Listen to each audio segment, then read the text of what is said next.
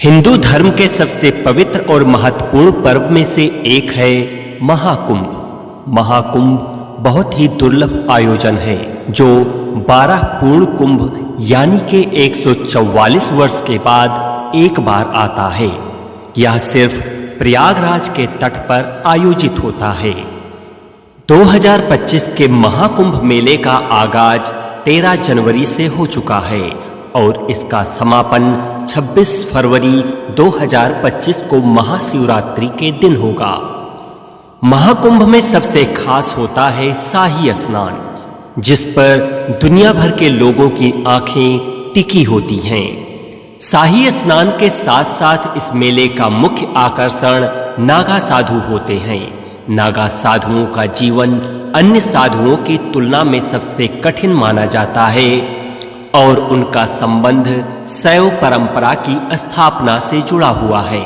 8वीं शताब्दी में आदि शंकराचार्य ने अखाड़ा प्रणाली की स्थापना की। इस प्रणाली के तहत सनातन धर्म की रक्षा के उद्देश्य से शस्त्र और शास्त्र दोनों में निपुण साधुओं का एक संगठन बनाया गया। इन साधुओं को धर्म रक्षक या नागा साधु कहा जाता था। तो चलिए जानते हैं कि कौन होते हैं नागा साधु और कैसा होता है इनका जीवन। कौन होते हैं नागा साधु?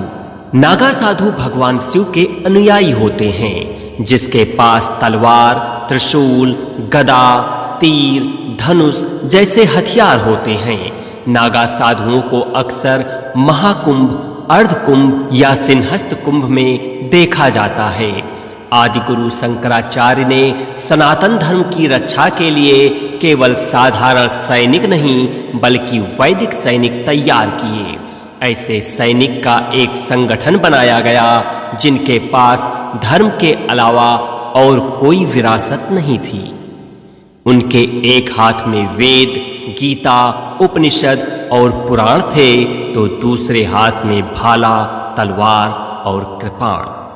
आदि गुरु शंकराचार्य ने ऐसे साधु सैनिकों का एक संगठन बनाया जो साधु भी थे और सैनिक भी। इन्हें ज्ञान देना और प्राण लेना दोनों का अभ्यास था। इन्हीं योद्धा साधुओं को उन्होंने नागा नाम दिया। द नागा वॉरियर्स के मुताबिक उस समय बाहरी आक्रमणकारियों ने भारत की संस्कृति पर आक्रमण कर उसे मिटाना शुरू कर दिया था। बाहरी आक्रांताओं के इस दमनकारी अभियान के सामने हिंदू जनमानस असहाय महसूस करने लगा, जिसके परिणाम स्वरूप मंदिर तोड़े जाने लगे और धार्मिक ग्रंथों को नष्ट किया जाने लगा ताकि आने वाली पीढ़ियों के लिए ज्ञान के मार्ग को अवरुद्ध किया जा सके। परंतु इसी दुर्गति काल के लिए आदि गुरु शंकराचार्य ने नागा साधुओं के रूप में वैदिक योद्धाओं की सेना तैयार की जो धर्म की रक्षा कर सकें। द नागा वॉरियर्स किताब के मुताबिक नागा योद्धाओं की सेना तैयार करने के पीछे आदि गुरु शंकराचार्य का लक्ष्य एकदम साफ था।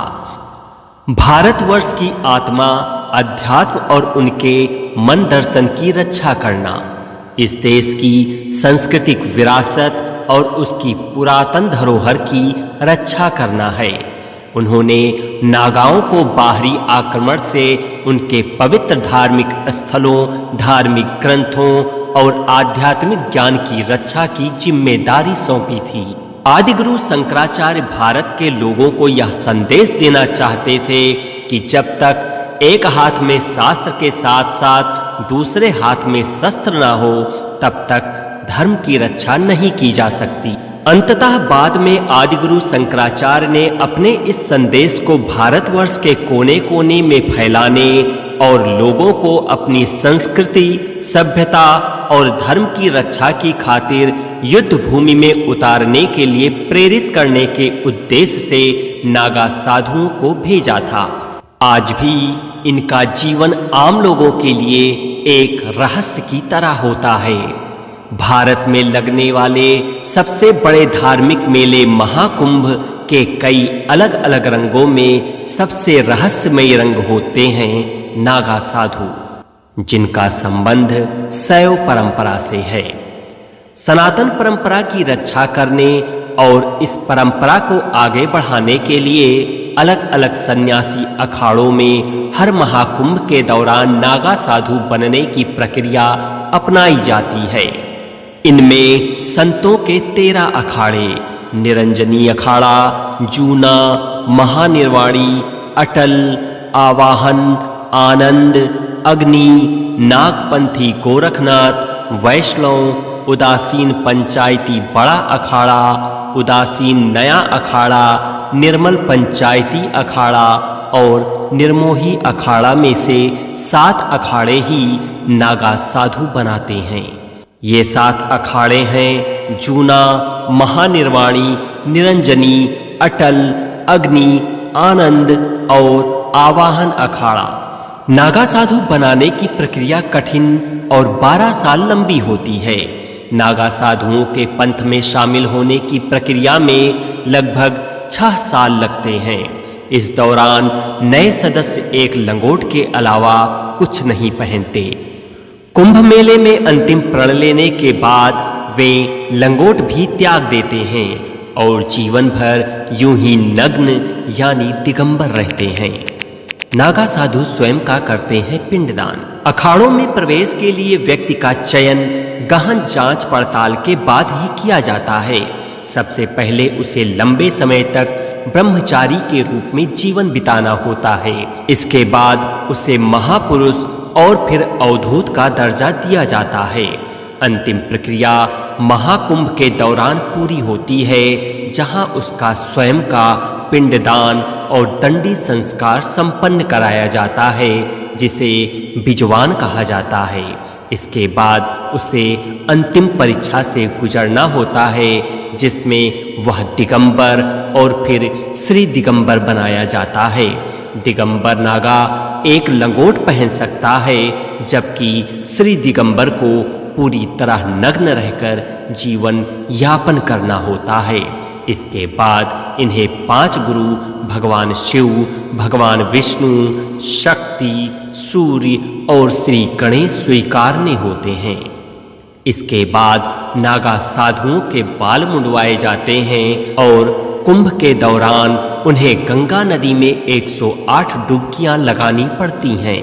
क्यों कहा जाता है नागा साधुओं को धर्म ध्वजा का रक्षक? नागाओं का पराक्रम इतिहास के पन्नों में पहली बार 1757 में गोकुल के युद्ध के रूप में दर्ज किया गया था। द नागा वॉरियर्स के मुताबिक 111 नागा साधुओं ने अहमद शाह अब्दाली के नेतृत्व वाली अफगान सेना को हराया था। वहीं नागा साधुओं के 2 योद्धा अजा और शंभू 4000 अफगान सिपाहियों, 200 घुड़सवारों, 100 ऊंट सवारों और 20 तोपों के सामने एक मजबूत दीवार की तरह डट गए थे। इस बर्बर अफगान सेना का नेतृत्व सरदार खान कर रहा था, जो मंदिरों को ध्वस्त करने और भारत में नरसंहार करने वाले अफगान शासक अहमद शाह अब्दाली का सबसे निर्दयी सिपाही था।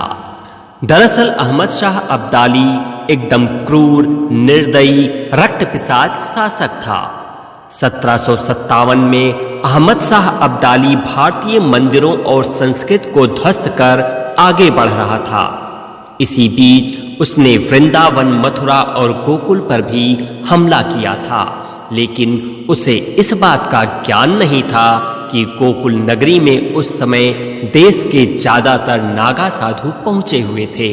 उस समय गोकुल को जीतने की जिम्मेदारी अहमद शाह अब्दाली ने अपने सेनापति सरदार खान को दी थी, जो अपने 4000 सैनिक लेकर गोकुल की ओर बढ़ रहा था। सरदार खान अपने सैनिकों के साथ गोकुल पहुंचा तो उसने देखा कि लगभग 1 से 11 नग्न और राख से सने नागा साधु उसका तलवार और भालों के साथ इंतजार कर रहे थे। सरदार खान ने उन पर हंसते हुए अपने सैनिकों से कहा कि वे दोपहर के भोजन से पहले उन्हें मार डालें, क्योंकि उसे लगा था कि ये नागा लोग उनकी परिष्कृत और प्रशिक्षित सेना के साथ क्या लड़ेंगे। नागाओं और अफगानों के बीच युद्ध शुरू हो गया और अफगानों की उम्मीदें कुछ ही घंटों में गलत साबित हुईं, क्योंकि उनकी सेना ताश के पत्तों की तरह बिखर गई। सरदार खान इससे बड़ा घबरा गया और उसने तुरंत और सैनिकों की मदद मांगी, लेकिन ये भी नागा साधुओं की सेना के लिए पर्याप्त नहीं थे। सरदार खान ने मान ली थी हार। राख से सने चेहरे अफगान सैनिकों के लिए एक भयानक दृश्य थे। भारी क्षति के साथ अफगान सेना की ताकत कम हो गई। इससे वृंदावन में मौजूद शासक अहमद शाह अब्दाली को गुस्सा आ गया और उसने कुछ और सैनिक भेजे, लेकिन इसका कोई फायदा नहीं हुआ, क्योंकि वे भी नागा अघोरी साधुओं से हार गए। अफगानी सेना के छत-विछत शवों का ढेर लग रहा था और अफगान सेना का मनोबल गिर रहा था। अपनी जान की परवाह किए बिना सेनापति सरदार खान ने अपने सैनिकों को पीछे हटने का आदेश दिया। इस प्रकार नागा साधु उन शैतानी ताकतों से पवित्र शहर गोकुल को बचाने में सक्षम हुए। अब आपको बतलाते हैं कि किस स्थान पर बनाए जाते हैं नागा साधु। कुंभ का आयोजन हरिद्वार, उज्जैन, नासिक और प्रयागराज में, जहां गंगा, यमुना और सरस्वती का संगम होता है, 4 पवित्र स्थानों पर किया जाता है। इसीलिए नागा साधु बनने की प्रक्रिया भी इन्हीं 4 जगहों पर होती है। पुराणों के अनुसार इन्हीं 4 जगहों पर अमृत की बूंदें गिरी थीं। तब से आज तक कुंभ का आयोजन इन्हीं 4 जगहों पर किया जाता है। अलग अलग स्थानों पर नागा साधुओं की दीक्षा लेने वाले साधुओं को अलग अलग नाम से जाना जाता है। प्रयागराज में दीक्षा लेने वाले को नागा कहते हैं, वहीं हरिद्वार में दीक्षा लेने वाले को बर्फानी नागा कहा जाता है। उज्जैन में दीक्षा लेने वाले को खूनी नागा कहते हैं, तो नासिक में दीक्षा लेने वाले को खिचड़िया नागा कहते हैं। नागा साधुओं का जीवन बहुत रहस्यमय होता है। कुंभ के बाद वह कहीं गायब हो जाते हैं। कहा जाता है कि नागा साधु जंगल के रास्ते से देर रात में यात्रा करते हैं, इसीलिए वे किसी को नजर नहीं आते। नागा साधु समय समय पर अपनी जगह बदलते रहते हैं। इसी कारण सही स्थिति का पता लगाना बहुत मुश्किल होता है। ये लोग गुप्त स्थान पर रहकर ही तपस्या करते हैं। नागा साधुओं का श्रृंगार बहुत ही खास और अनोखा होता है। शरीर को सजाना नागा साधुओं के अनुष्ठान का हिस्सा है। भगवान शिव के करीब महसूस करने के लिए वे अपने शरीर पर विभिन्न प्रकार की आध्यात्मिक चीजें पहनते हैं, जैसे भस्म, फूल, रुद्राक्ष की माला, माथे पर तिलक लगाते हैं, लंगोट, हाथ में हथियार, संगीत के लिए चिमटा, जटा यानी लंबे बाल और दाढ़ी। तो यह थी नागा साधुओं के जीवन से जुड़ी संपूर्ण जानकारी।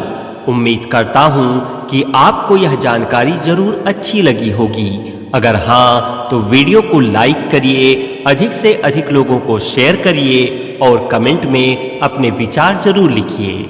चैनल पर नए हैं तो चैनल को सब्सक्राइब कर लें, क्योंकि हम ऐसे ही ज्ञानवर्धक, रोचक, उपयोगी और महत्वपूर्ण विषयों को लेकर के आते रहते हैं।